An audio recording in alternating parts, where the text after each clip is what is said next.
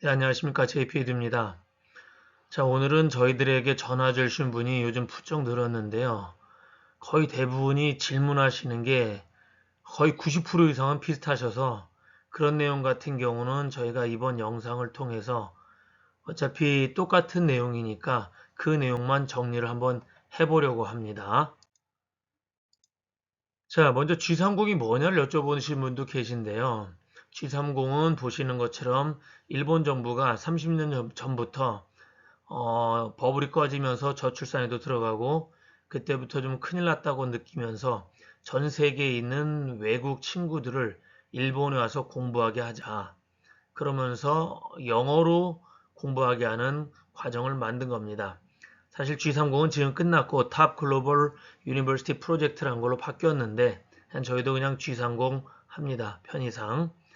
자, 오른쪽 보니까 일반 입시에서 이재유. 이재유는 뭐냐면 자, 일본 사람들이 보는 건 아니고요. 전 세계에 있는 외국인이 일본에 있는 대학을 들어오려면 이 시험을 통해서 네가 일본어가 되니까 우리가 받아주겠다 하는 건데 제가 여기서 하나 좀 말씀드리고 싶은 것은 이재유는 먼저는 요즘은 옛날에는 1년만 공부하면 되는데 요즘은 1년 갖고 힘들고요.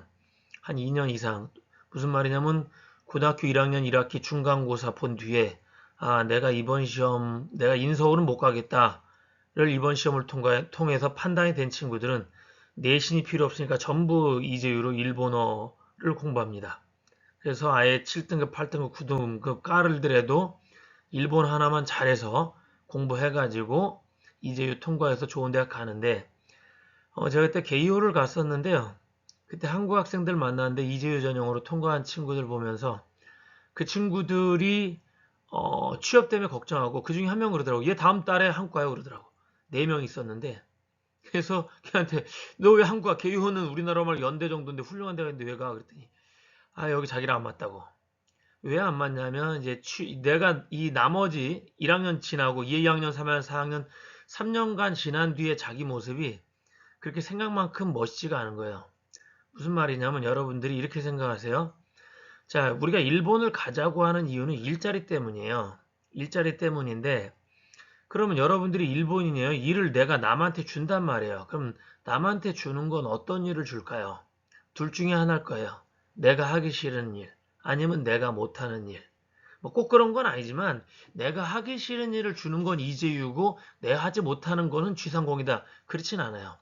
이재유로 가시는 분도 가서 영어를 정말 열심히 하세요. 그래서 영어를 잘하시면 취업은 잘 되게 돼 있습니다. 근데 여러분이 공부 한번 해보시면 영어가 그렇게 잘 되질 않아요. 강제적으로 하지 않나. 근데 G30은 매일 수업을 영어로 받기 때문에 영어가 어차피 늡니다. 그 G30 학생들은 가서 일본어 공부 열심히 하세요. 일본에 있으니까 어순도 비슷해서 금방 일본어 배울 수 있거든요. 그럼 취업은 생각보다 쉽게 됩니다. 두 개의 차이점은 그것입니다. 자, 이걸 물어보세요. 일본어 없이 가능하냐, 정말. 자, 이렇게 여쭤보시는데요. 예, 입학부터 졸업까지 일본어 없이 가능한 대학이 있겠고요. 입학할 때는 일본어는 전혀 필요 없지만 그래도 일본어를 계속 가르쳐서 졸업할 때는 일본어 수업을 좀 듣게 합니다. 그런 대학 두 가지가 있어요. 사실 그런 대학이 더 고마운 대학이죠. 자, 시험은 뭐가 중요하냐라고 했는데요. 자, 여러분들이 G30으로 지원하려면 SAT나 A레벨이나 IB, 우리나라의 수능같이 표준화 시험이 필요합니다. 그냥 SAT라고만 제가 적었고요. 영어 성적은 TOEFL하고 IELTS, 듀오링고하고 토익도 받아주긴 하지만 대부분 대학은 TOEFL하고 IELTS를 받습니다. 그리고 GPA라는 것은 우리 내신 성적을 말하는 건데요. 저게 다 중요하고 저 중에서 별표 하나만 좀 더 들어가는 게 에세이입니다. 에세이가 어떻게 보면 제일 중요하죠. 그런데 각자 다 중요합니다.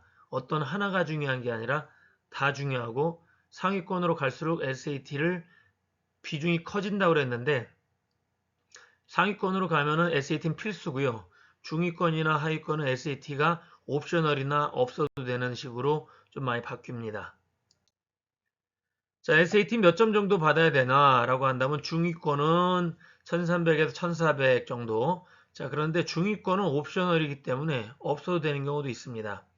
그리고 상위권과 최상위권인데 상위권 정도 서저 저성적 정도 받으면 가는 것이고요. 최상위권은 저 정도 받으면 좀 안정권이라든지 저 성적 받으면서 내가 조금 대학을 낮춘다면 뭐 4년 장학생으로 간다든지 할 수 있습니다. 그래서 SAT 기준으로 보면 와세다는 지금 1450 넘겨야 된다 뭐 이렇게 나왔는데 저 점수는 꼭 맞진 않아요. 왜냐면 저희도 1320짜리도 와세다 합격했고 인터넷 뭐 그 SNS 보면 소셜 미디어 보면 1500 넘어도 떨어졌다 뭐 이런 식으로 나오는데 그래서 아까 말씀드린 대로 꼭 SAT나 이런 거 하나만 가지고 평가하지 않습니다. 다양한 걸 가지고 평가한다는 걸 알아주시면 감사하겠습니다. 자, GPA가 특히 한국 일반고 학생들이 GPA가 낮은데 가능하냐, 불가능하냐, 이걸 많이 여쭤보시는데요. 자, 절대 불가능하지 않습니다. 자, GPA 낮아도 SAT랑 그 영어 성적만 잘 보면 좋은 데 가지 않냐? 예, 꼭 그렇지도 않아요. 저희가 한번 옛날에 광고를 해가지고 그 친구 같은 경우는 내신 9등급제일 때 6등급이었어요. 6등급이었는데, 결국은 와세다를 갔죠. 와세다를 갔는데, 이 친구 가고 싶다 그래서 너는 못 간다고 제가 그랬어요. 그랬더니 본인은 꼭 가겠다. 그래서 제가 자퇴를 하라고 그랬죠. 어차피 못 가는 거니까 네가 정말 가고 싶다면 자퇴를 해라.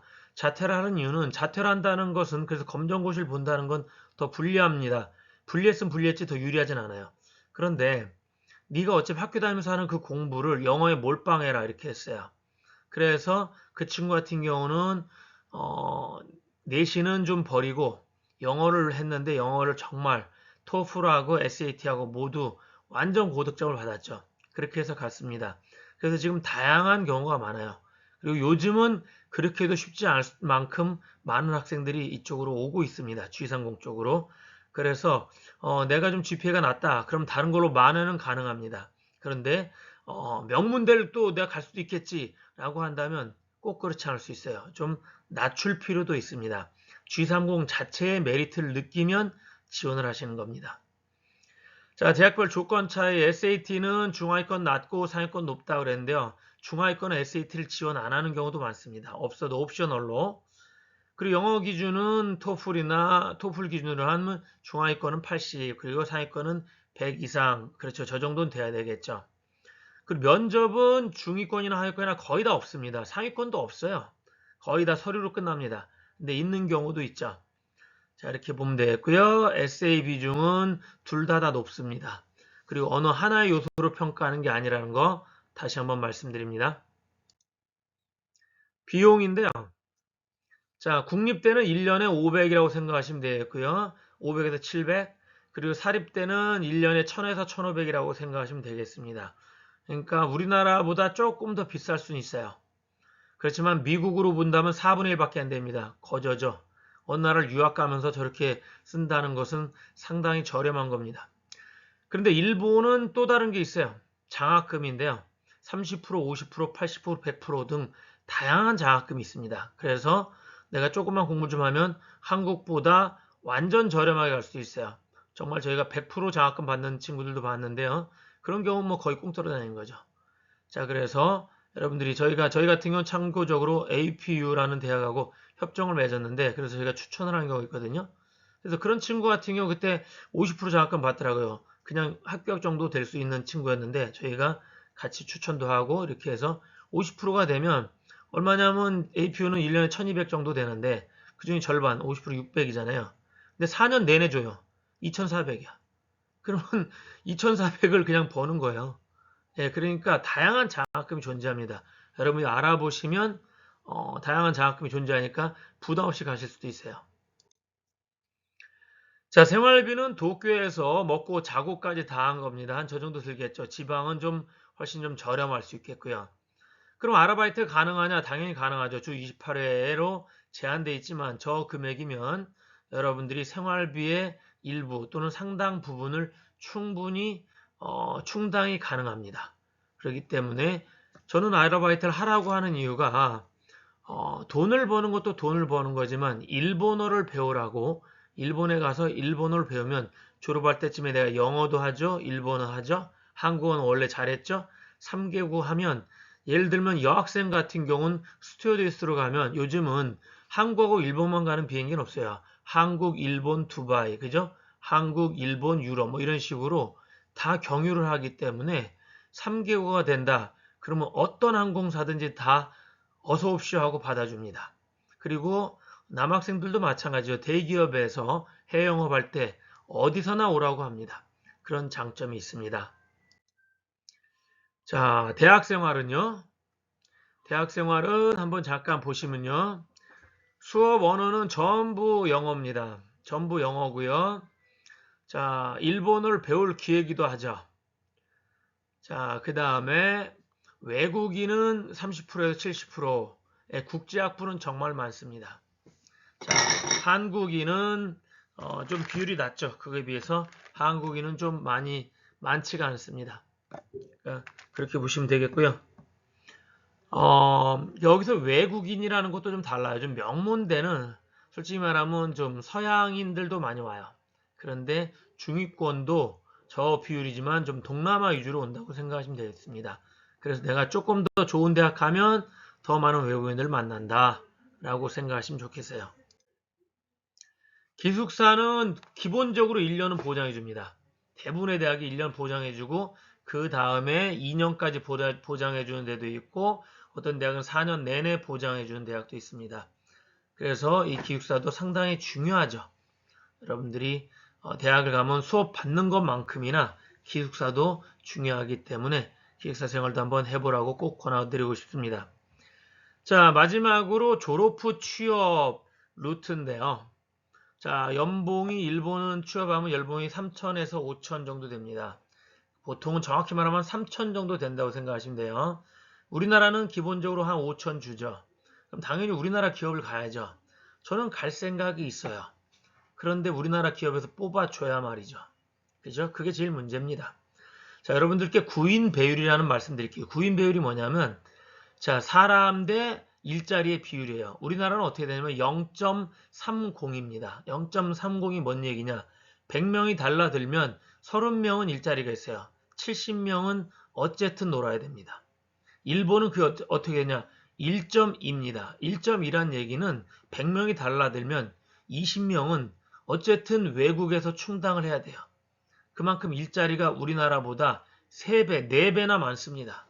그래서 여러분들께서 저는 그런 차원에서 일본을 가란 얘기고, 그럼 일본 가서 살란 얘기냐? 절대 그건 아니에요. 왜냐하면 일본을 가서 일본 삼성 재팬을 다니다가 삼성 코리아 오는 건 쉽다 이거죠. 삼성 재팬 다니다가 삼성 코리아 오는 건 쉽죠. 그렇기 때문에 일본에 가서 일본 대기업을 갔다가 우리나라에 오면 훨씬 좋잖아요.